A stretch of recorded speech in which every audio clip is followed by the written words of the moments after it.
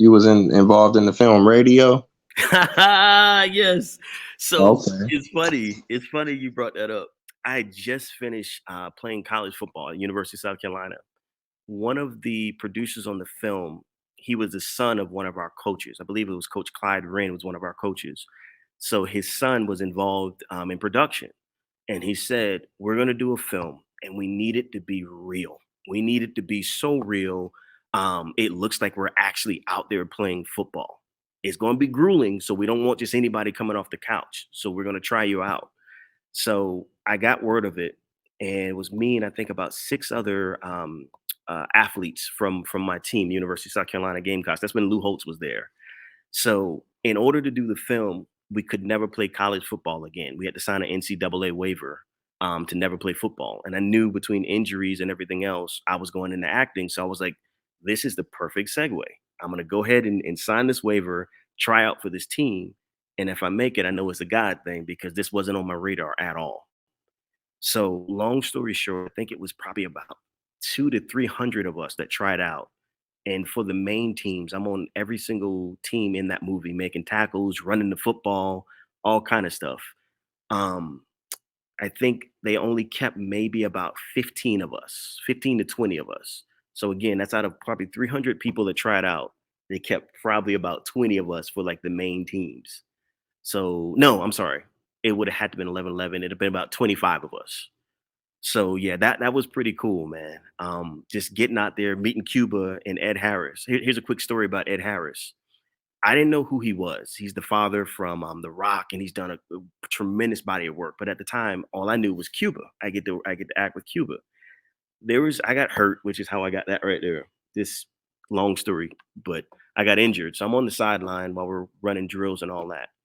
And it was this older guy with ripped up jeans, kept bringing us water. Like he was walking the entire length of the football field bringing us water and saying, "Hey man, thank you so much for being there, I hope you feel better." So after his third trip, I asked the guys, I said, "Yo, who is this guy that keeps bringing us water?" And they were like, "Dude, that's one of the stars of the film. That's Ed Harris." And I'm like, "This is Ed Harris?" So this guy could have been in his trailer. He could have been anywhere doing whatever he wanted to do on set. He took the time to keep bringing us water up and down the field. And I said in that moment, I said, one of these days, that's going to be me. I'm going to be the star of the film, and I'm going to be helping people and going out of my way to make sure they feel comfortable. So it's just stuff like that, man. People like that keep motivating me. But radio was amazing. Cuba was amazing. And it's funny. A lot of people don't know that I was in that film. So it's funny you brought that up. That was my first like major film. Even though I didn't have lines, I played football and did stunts on every team in that movie. Wow, that's what's up. I mean, just to be a part of a film like that, in any capacity is just amazing, man. I Yeah. appreciate you sharing that with me. Now, I Yeah. can ask you this: what do you feel like is the most challenging, being in film, and then also on the flip side, what do you feel like is the most, I guess, rewarding or inspiring to you? Sure. Good questions. I would say the most challenging is, and it's funny, my acting coach and I just talked about this yesterday. You can tell that my faith runs really, really, really deep, right? Um, when I don't book a role that I felt I was perfect for, that I really put the time and energy, because at any given time today, I may take about 48 to 72 hours to prepare for one 5-minute audition. Like I will literally, I thank God for my wife, man, my beautiful wife of now 16 and a half years. When I have a role, I'll go lock myself in our guest room and that's where I stay at for the majority of the evening. So she'll take care of the boys, do everything she needs to do to keep the house going while I'm off, kind of like in my own world, listening to my classical music. I'm a huge Mozart fan, preparing for scenes. So the most challenging thing is always going to be putting myself aside knowing that because I didn't get it, it's not like I won't have other opportunities, maybe with the same director, maybe with the same production. It's just that wasn't my time, that wasn't meant for me. Um, the most rewarding thing would be like when you see it manifest, watch the lives and hearts that it touches. Here's an example. I did professional theater when I was in college at a place called Trust Us Theater in Columbia, South Carolina. We did Ma Rainey's Black Bottom. And huge shout out to Denzel and everybody who did the most recent Ma Rainey's Black Bottom that was airing on Netflix. Chadwick Boseman, oh my gosh, such a legend, man, early legend. God rest his soul. But I played the young nephew Sylvester, and I stuttered. And one night we did it. We took it to a whole nother level. And as I was getting teased by the gentleman named Levy for stammering, he literally like just really laid all into me. I started crying. And after the show was done, a lady walked up to me. We were signing autographs. We already got dressed down. Now we were meeting the audience. She was still crying. And she said to me, as much as she could try to formulate the words, she was shaking. And she was like, when I cried, when you cried, I cried. And she was still in that moment crying. Everybody's around kind of looking. And that let me know how powerful like this acting thing can really be. So when you ask about the rewards, to me, that was a reward because I did my job and it touched her. If I'm touching you in ways that you hadn't been touched in maybe a long time, maybe childhood or maybe even what you're going through right now, maybe it's something I can say as that character that's going to help really push you past whatever it is you're going through. So for me, that's the biggest reward. Just being able to reach out and touch you in ways that you may not have been affected if I didn't do my job correctly. Wow. Okay. Okay. Now I gotta ask you about Average Joe, man. That's I was watching that recently. That's when I got hip to you. I'm about Yep. to go back and check out, some of your previous work. But I just want to ask you, what was it like, being a part of that project? Because I was blown away by that show, man. It was dope. It's an amazing show. So that was pretty cool. And big shout out to Raven Drummer. She does a ton of casting out here in LA. I'm sorry, out here in Atlanta.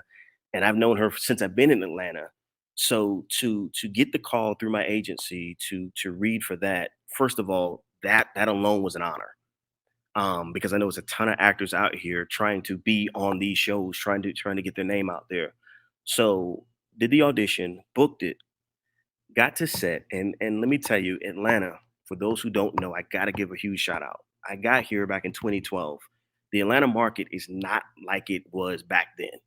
It used to be, and I know we have the strike going on. I respect that right now, and I know some good things are going to come out of that. Some resolutions are going to be shored up, and there's going to be a lot of work here soon to follow when the strike is done. So big shout out on that. We definitely stand in solidarity on that. But during that filming, I remember getting to set and everybody was just such a family. There are a lot of projects I've been a part of where I didn't feel that way, but just getting there, our PA was there to take good care of us, and then when I got on set, the director, I believe I think his name is Tyler, if I can remember correctly. The stuff that he said, even before I did my scene, he pulled me off to the corner, and we were talking about several different things as far as what my character was feeling. I played the role of Nurse Kyle, and he was kind of like, "What are your thoughts on this? What are your thoughts on that?" And as we're sitting there talking, and he could tell I did my development with the character, he said, "I like where you're going. Let's go here and let's also go there. What are your thoughts?" So just for a director, especially of his caliber, to ask me what my thoughts were, and then for us to turn around and put it up on, it's certain things we didn't tell the other cast. They had to experience that in that moment. So like I said earlier about my acting coach saying being true to the moment, it forced the other characters around me to be true to the moment. So when I'm turning around with my needle and everything, and the way I'm saying the lines to him, it has to create a response for him. What is he going to do? Is he going to yell? Is he going to be mad? I don't know if you remember the whole scene, but he starts using profanity. He's so ready to get that needle. So all that was somewhat premeditated, and the rest of it is just us just going back and forth off each other. So that was my experience with that, and just it just being amazing. I can't wait to work again, man. Honestly, I cannot wait to be back on set once the strike is over. Man, no doubt. That's what's up, man. We almost 30 minutes in, so I ain't gonna hold you up, but I want to ask you, man, are you working on anything else? Music, books, anything, upcoming? Well, I do have a couple of projects that are in the works. One of my biggest things, Tay, I always wanted to go back to Charleston, South Carolina, and film. My buddy, his name is Ezariah Oldacre. Please remember that name, Ezariah Oldacre. He's a DP, so he's all about getting the right shots. He's all about filming and just he's the one that wrote a lot of my short films. So we're actually working on a short film now. He's working on the script to film in Charleston, South Carolina. So I'm not going to ruin it, but think Fences, when Denzel Washington like was like in the workforce and you see him at work. It may be something symbolic of that, but I've always wanted to film in Charleston, so I believe that may be one of my next films that we shoot once the strike is over, down there in Charleston, South Carolina. Oh, Other than that, you saw that the comeback with Tay Diggs, the writer Jay Carter, wonderful soul, man. He's announced that he's wanting to do a sequel to that, a Christmas sequel, so to be called. And I'm not sharing anything he hadn't put out there already, but I believe the title right now is called The Christmas Comeback. So be on the lookout for that as well once the strike is done. okay, okay. Now you mentioned some short films. Are any of them available online, like on any platforms, or not yet? Not yet. One of them was shopped. Actually, two of them was shopped, and I didn't even mention this earlier, but it's the first award that I won. So we won.